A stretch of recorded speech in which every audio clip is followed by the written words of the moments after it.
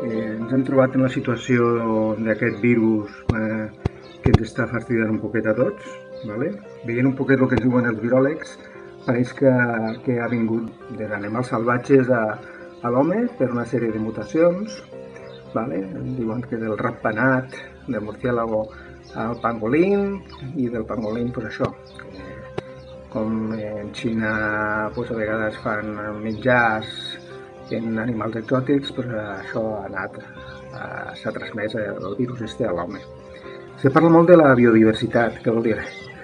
Que quan els animals salvatges tenen el seu hàbitat, el seu lloc, vale? I no se mesclen en els humans, això no deixa de ser una protecció cap a nosaltres. Els virus mai arriben als humans perquè se van transmitint entre els animalets i, evidentment, pareix que això sigui una barrera, no?, perquè arribin als humans.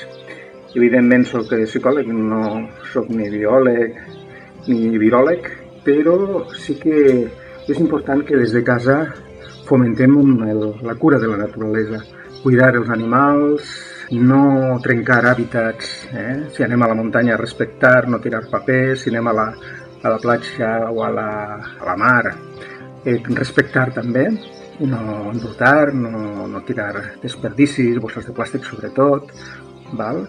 Si cuidem la naturalesa ens cuidarem a nosaltres mateixos. Per això en casa els pares i mares i pares tenim que educar sobretot en el respecte a la naturalesa, respecte a conservar tots els hàbitats naturals, sigui la muntanya, la mar, els camins, val?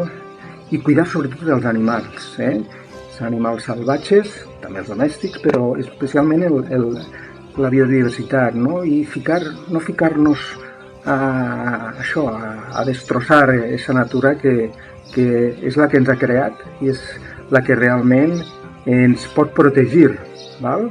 Però molt important des de casa, la naturalesa és la base jo diria, de l'educació fins i tot, vale?